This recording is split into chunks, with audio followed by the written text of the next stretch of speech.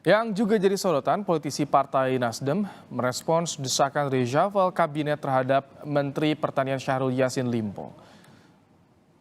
Soal klaim Indonesia bisa ekspor yang diragukan politisi PD Perjuangan, Kepala Kelompok Fraksi Nasdem Komisi 4 DPR, Sulaiman Hamzah menyebut 3 tahun berturut-turut Indonesia tidak impor beras. Menurut Sulaiman, klaim Menteri Pertanian bahwa Indonesia bisa potensial mengekspor beras karena stok beras melimpah namun tertahan serapannya oleh Bulog. Di sini saya perlu jelaskan bahwa Menteri Pertanian adalah satu-satunya menteri yang dianggap berprestasi. Karena selama 3 tahun berturut-turut kita tidak melakukan impor beras. Yang jadi persoalan adalah penyerapan beras yang rendah pada panen raya, panen besar. Penyerapan yang rendah oleh Bulog itu juga menyebabkan beras kita itu tertahan di petani.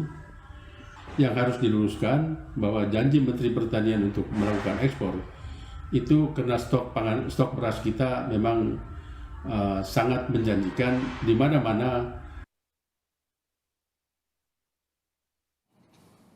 Sebelumnya, Sekjen PD Perjuangan Hasto Kristianto menyebut Menteri Pertanian Syahrul Yassin Limpo layak diganti pada reshuffle kabinet mendatang.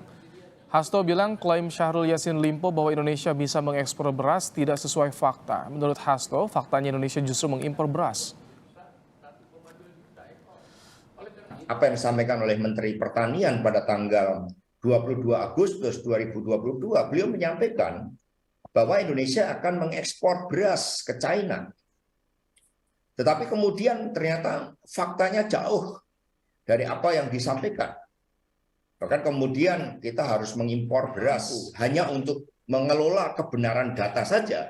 Itu Menteri tidak mampu menyampaikan kebenaran data, dengan demikian kebijakan yang diambil juga menjadi tidak tepat. Apakah hal tersebut akan membawa konsekuensi dilakukannya reshuffle?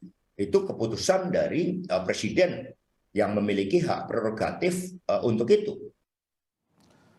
Sebelum Hasto, politisi PD Perjuangan lainnya Jarod Saiful Hidayat lebih dulu menyinggung kinerja Menteri asal Partai Nasdem.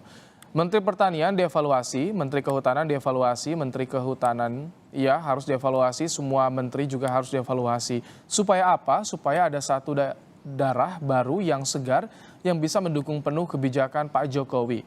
Kata Jarod seperti yang kami kutip dari laman kompas.com.